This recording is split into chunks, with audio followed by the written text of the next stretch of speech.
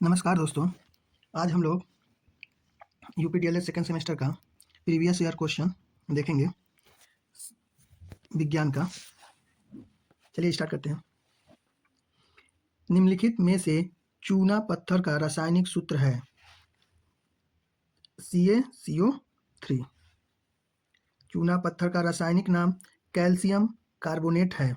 इसका रासायनिक सूत्र CaCO3 है। सोलर सेल में मुख्य रूप से ऊर्जा का रूपांतरण होता है प्रकाश ऊर्जा का विद्युत ऊर्जा में। सोलर सेल में मुख्य रूप से प्रकाश ऊर्जा सौर ऊर्जा को विद्युत ऊर्जा में रूपांतरित करता है। पेलेग्रा रोग निम्नलिखित में से किस विटामिन की कमी से होता है? विटामिन बी की कमी से। पेलेग्रा रोग नियासिन की कमी के कारण होता है।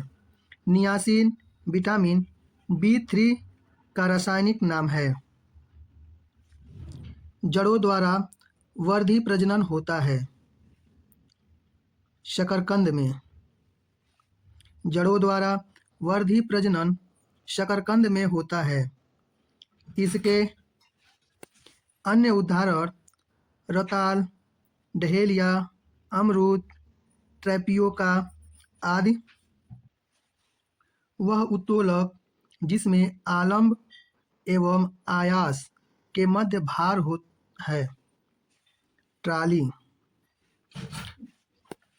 वह उत्तोलक जिसमें आलंब एवं आयास के मध्य भार होता है वह द्वितीय प्रकार का उत्तोलक कहलाता है। उदाहरण सरौता, नींबू निचोड़ने की मशीन और ट्राली।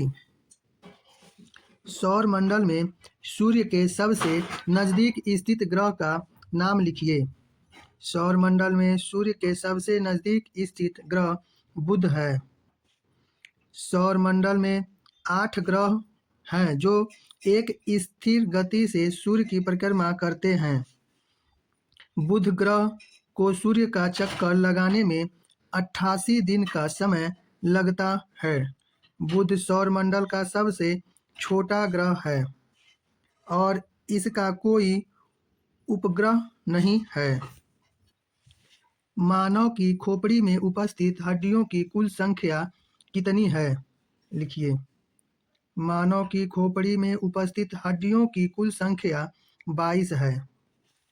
हड्डियों में 8 कपाल की हड्डियां और 14 चेहरे की हड्डियां शामिल हैं।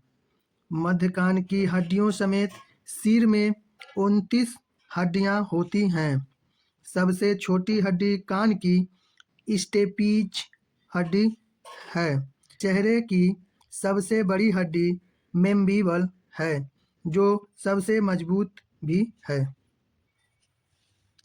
कीटों में वर्ज्य पदार्थ का निष्कासन किस उत्सर्जी अंग द्वारा होता है?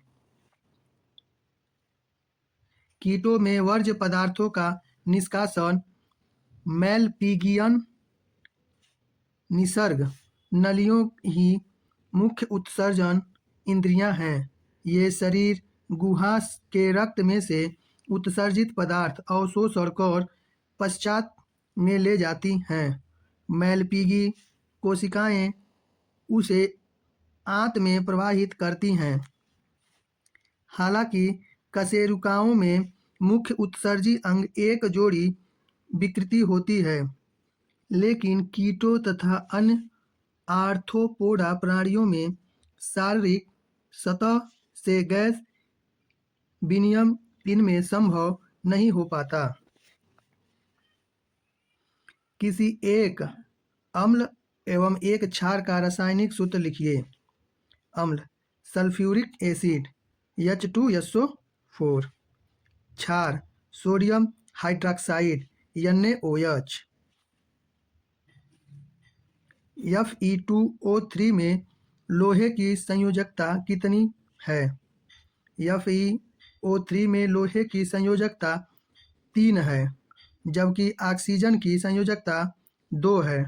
Fe बराबर 26। तो इसको तोड़ेंगे 1s2 2s2 2p6 3s2 3p6 4s2 3d6 O बराबर ऑक्सीजन बराबर 8। तो इसकी हो जाएगी 1s2 2s2 2p4। लोहे की परमाणु संख्या 26 है। इसके 4s कक्षक में 2 इलेक्ट्रॉन और 4d कक्षक में 6 इलेक्ट्रॉन हैं।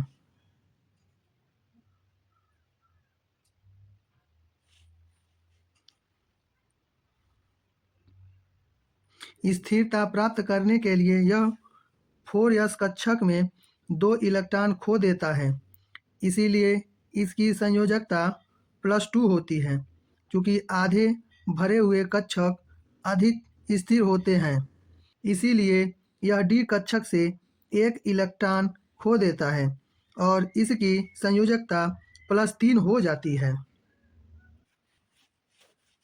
आयरन ऑक्साइड का रासायनिक सूत्र Fe2O3 हेमेटाइट एक खनिज अयस्क है, जिसका उपयोग इस रंग द्रव्य को बनाने के लिए किया जाता है।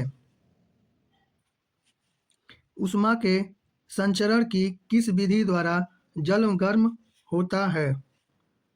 ऊष्मा के संचरण की संवहन विधि द्वारा जल गर्म होता है।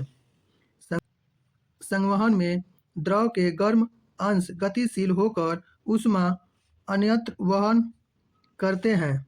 इस विधि का उपयोग पानी को गर्म करने में किया जाता है। संवहन विधि ऊष्मा के स्थानांतरण संचरण की एक विधि है। किसी तरल पदार्थ, गैस, द्रव या प्लाज्मा में अणुओं के समग्र स्थानांतरण द्वारा ऊष्मा का आदान प्रदान होता है। तरल पदार्थों में संवहन ऊष्मा के अंतरण की एक मुख्य विधि है। ठोसों में संवहन संभव नहीं है। धातुएं ऑक्सीजन से अभिक्रिया करके क्या बनाती हैं? लिटमस पत्र द्वारा कैसे पहचानेंगे कि अम्लीय ऑक्साइड है या भास्मिक ऑक्साइड? रासायनिक अभिक्रिया लिखें। धातुएं ऑक्सीजन से क्रिया करके धातु ऑक्साइड बनाती हैं। अम्लीय विलयन नीले लिटमस को लाल कर देता है और क्षारीय विलयन लाल लिटमस को नीला कर देता है। उदाहरण के लिए, जब कॉपर को Y की उपस्थिति में गर्म किया जाता है तो यह ऑक्सीजन के साथ मिलकर काले रंग का कॉपर ऑक्साइड बनाता है।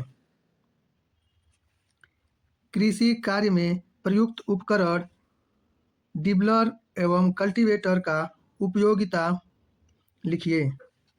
कृषि कार्य में प्रयुक्त उपकरण डिबलर एवं कल्टीवेटर की उपयोगिता।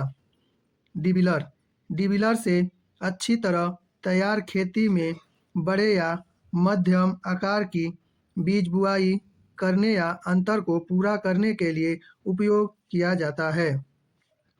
इसके द्वारा छिद्रों के माध्यम से बीजों को बोया जाता है। इसमें 2 प्रकार के बीज डालने की प्रणाली, ककड़ी की गड्ढेदार मापक प्रणाली, बीज बक्सा हत्था एवं बीज विकास द्वारा लगे हुए हैं।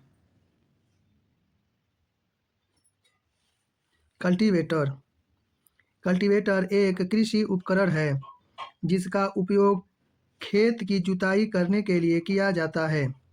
खेत में मिट्टी के ढेलों को तोड़ने में भी इसका प्रयोग किया जाता है, जिससे मिट्टी की गुणात्मक सुधार होता है। कल्टीवेटर के द्वारा कृषि कार्य के लिए मिट्टी तैयार करना, खरपतवार निकालना आदि। परिवेशी स्वच्छता एवं स्वास्थ्य में क्या संबंध है? आप परिवेश को स्वच्छ रखने में अपनी भूमिका कैसे निभाएंगे? स्वच्छता एक ऐसा महत्वपूर्ण अभियान है जो स्वयं समाज और पर्यावरण के लिए फायदेमंद है। स्वच्छता के महत्व। स्वास्थ्य रहने का माध्यम स्वच्छता अपनाकर हम खुद को रोगों से बचा सकते हैं और स्वच्छ रह सकते हैं। स्वच्छ परिवेश बीमारियों के प्रसार को रोकता है और अच्छे स्वास्थ्य को सुरक्षित रखता है। इस प्रकार परिवेशी स्वच्छता एवं स्वास्थ्य में घनिष्ठ संबंध है। परिवेश, स्वच्छता एवं स्वास्थ्य। हमें स्वस्थ रहने के लिए अपने आसपास के वातावरण का साफ सुथरा रखना चाहिए और गंदगी नहीं फैलानी चाहिए। इस प्रकार हम अपने परिवेश को स्वच्छ रख सकते हैं और अपने आप को स्वस्थ भी रख सकते हैं। मानव के श्वसन अंग का नामांकित चित्र बनाइए। मानव के श्वसन अंग के नामांकित चित्र। ये है नासा मार्ग, इसको कहते हैं मुख गुहा, ग्रास स्नी, इसको कहते हैं कंठस्थ, इसको कहते हैं श्वास नाल, ये है श्वासनी, इसको फेफड़ा कहते हैं।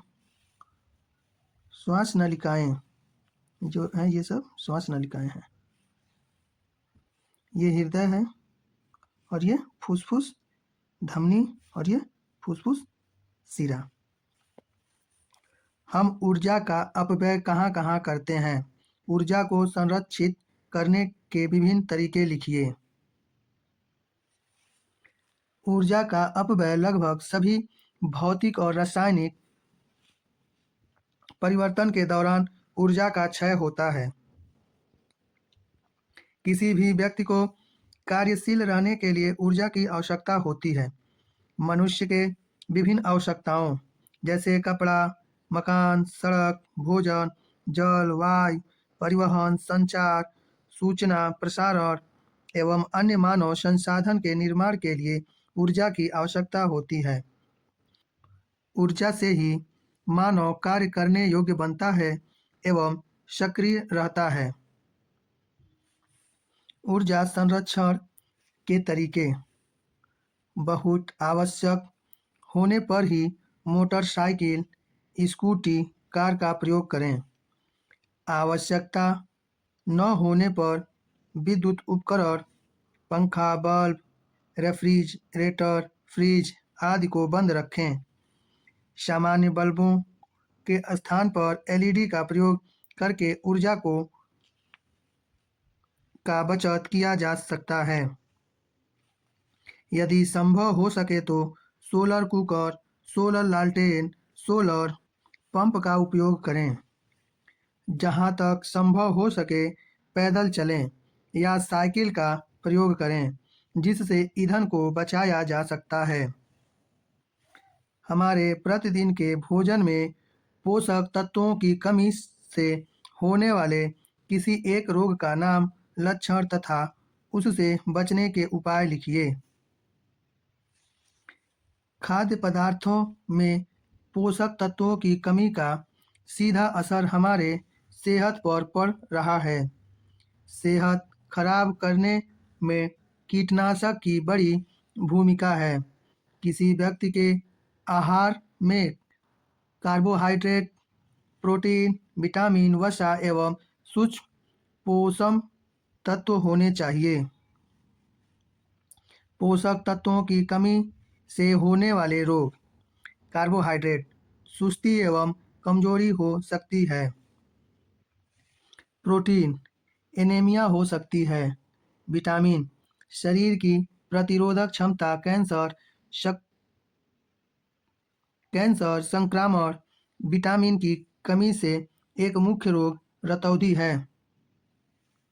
विटामिन ए, रतौंधी, मोतियाबिंद, त्वचा शुष्क व सल्की। विटामिन बी1, बेरी। विटामिन बी2, त्वचा का फटना, आँखों का लाल होना। रतौंधी के लक्षण: सिर दर्द, आँखों में दर्द, धुंधली दृष्टि, दूर की चीज़ों में देखने में परेशानी, रात के समय गाड़ी चलाने में दिक्कत। रतौंधी से बचने के लिए उपाय: खून में शुगर की जांच लगातार कराते रहें। अपने खुराक में पोषक तत्व को बढ़ाएं, खासकर जिंक और विटामिन ए वाले। फल, शकरकंद, सीताफल, आम, पपीता, जामुन लगातार खाएं। धूप में निकलने से पूर्व चश्मे का प्रयोग करें। दूर दृष्टि एवं निकट दृष्टि दोष का जांच कराते रहें। भूकंप आने के क्या-क्या कारण हैं? भूकंप से बचने के उपाय एवं प्रबंधन के क्या-क्या तरीके अपने स्तर से समझाएं। भूकंप: भूकंप एक ऐसी प्राकृतिक आपदा है जो बिना किसी चेतावनी के घटती है। भूकंप भूगर्भिक हलचलों के कारण भूपटल तथा उसकी शैलों में संपीड़न एवं तनाव होने से शैलों में उथल-पुथल होती है, उसे भूकंप उत्पन्न होता है। भूकंप आने के कारण: विवर्तनिक क्रिया, ज्वालामुखी विस्फोट, समशिथिक समायोजन तथा वित्तीय कारणों से भूकंप की उत्पत्ति होती है। ज्वालामुखी क्रिया द्वारा भूगर्भ से तप्त मैग्मा, जल, गैसें आदि ऊपर निकलने के लिए शैलों पर तेजी से धक्के लगाते हैं तथा दबाव डालते हैं, जिसके कारण भूकंप उत्पन्न होती है। भूकंप से बचने के उपाय एवं प्रबंधन: बाहरी आवरण, दरवाजे, खिड़की, छज्जा आदि से बचें। यदि आप बाहर हैं तो पेड़, खंभे आदि से बचें। भूकंप के झटके जारी रहे तब तक एक ही जगह बैठे रहें या जब तक आप सुनिश्चित न कर लें कि आप सुरक्षित ढंग से बाहर निकल सकते हैं, वहीं पर बैठे रहें। पीड़ित व्यक्ति को त्वरित उपचार करने के लिए चिकित्सालय ले जाएं। भूकंप के दौरान लिफ्ट का प्रयोग न करें। यदि आप मकान में या बहुमंजिली इमारत में हैं तो बाहर निकल आएं और खाली स्थान पर चले जाएं।